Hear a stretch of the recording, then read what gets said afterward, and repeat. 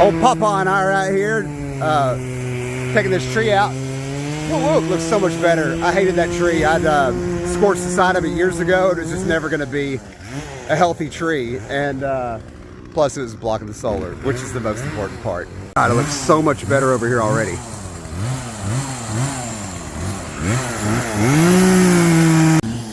We're going to make a whole damn day out of it. Getting rid of these ugly trees over here next to my pole. Gonna get rid of this guy. Storm took the top of it out, and it's just a Chinese talon tree. Anyway, so it's ugly. They don't do well. I do got some red oaks over here that are just kind of too close to each other. So we're gonna get rid of these three right here in the center. And then this ugly talon right here. It's already got a bunch of dead limbs and stuff up top. Man, I hadn't been getting my car cleaned. I haven't cleaned the inside of it in probably 6 months, just because I'm always stepping in dirt and mud over here. One of my neighbors did this. Classy.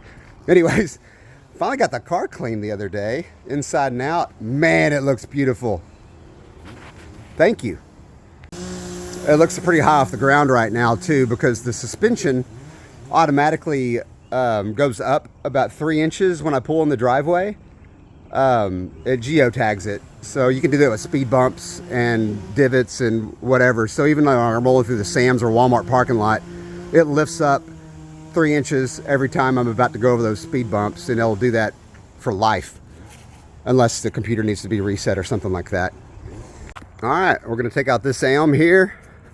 That little elm right there, and those 3 sweet gums. They're just going to be too close to the shop, what Pawpaw says, and too close to the power lines over here.